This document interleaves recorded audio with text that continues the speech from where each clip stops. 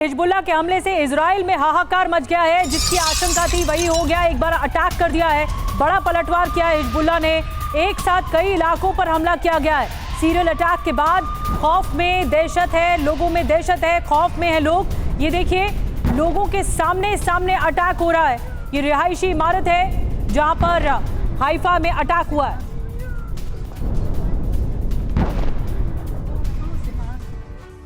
जी हाँ, वाकई इजराइल के लिए ये मुश्किल भरा दिन है। इजराइल के हाइफा में हिजबुल्लाह के हमले लगातार जारी हैं।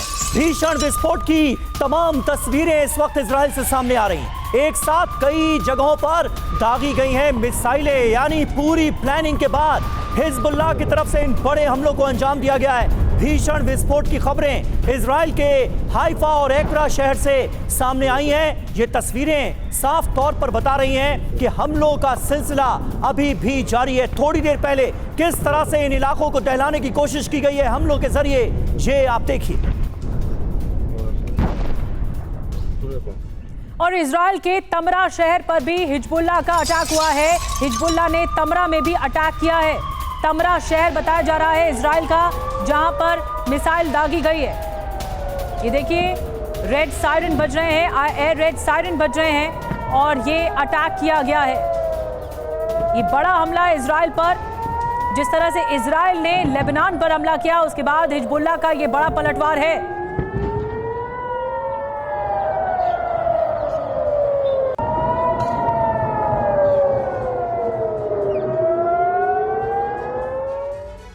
तो इजराइल पर यह सबसे बड़ा हमला है हिजबुल्लाह का। हिजबुल्लाह का जबरदस्त वार। जी हां, हिजबुल्लाह ने बड़े हमलों को अंजाम दिया है इजराइल के अंदर। हिजबुल्लाह जबरदस्त वार कर रहा है। इजराइल के हाइफा को बड़े पैमाने पर निशाना बनाया गया है। सबसे ज्यादा हमले इजराइल के पोर्ट सिटी हाइफा पर ही हुए हैं। यहां पर चौतरफा हमलों से लोगों को दहला दिया गया है।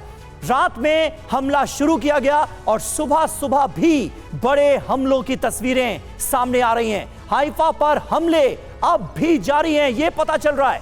रॉकेट और मिसाइलों से बड़े हमलों को अंजाम दिया गया है। कहा यह जा रहा है कि 85 से ज्यादा रॉकेट मारे हैं अब तक हिजबुल्लाह ने हाइफा को निशाना बनाकर। जी हाँ, ये बड़ा अटैक है। 85 से ज्यादा रॉकेट दागे गए हैं। लेबनानी सीमा से रॉकेट अटैक हुआ है। हमारे साथ गेस्ट पैनल जुड़ चुका है इस पर चर्चा करने के लिए। हमारे साथ मेजर जनरल रिटायर्ड वी के दत्ता साहब हैं, उनसे बातचीत करते हैं। सबसे पहले दत्ता साहब, आप देख रहे हैं किस तरह से पलटवार था। हालांकि ये एक बहुत सस्पिशियस अटैक था। जिस तरह से डिजिटल स्ट्राइक हुई, कई सामानों में एक साथ बॉम्ब ब्लास्ट होते हैं जो इजराइल ने किया। उसके बाद ये आशंका थी कि हिजबुल्लाह रिटेलिएट करेगा, अटैक करेगा, और ये कर दिया।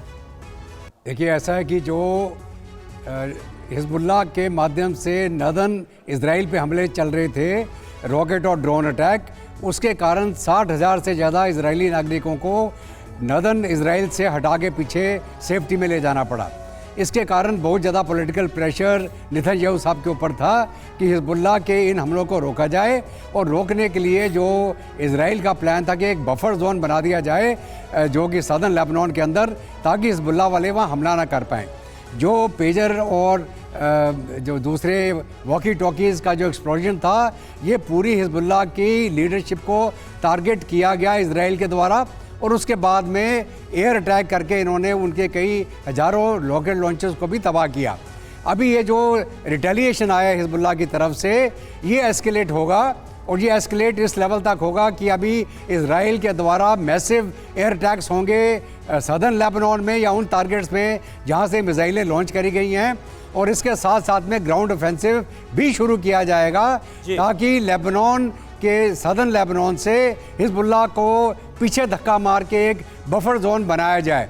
इसके अंदर लेबनान की भी बहुत ज़्यादा तबाही होगी और इजराइल का जो भी नुकसान होगा वो तो होगा, क्योंकि अगर 2025 मिसाइलें इन्होंने हिजबुल्लाह ने दागी हैं। और अभी ये भी खबर आई है कि शायद इन्होंने तेल अवीव के ऊपर भी चंद एक मिसाइल फायर करी हैं। बिल्कुल, यानी आप कह रहे हैं कि हमलों का सिलसिला अभी जारी रहेगा और हो भी ऐसा ही रहा है।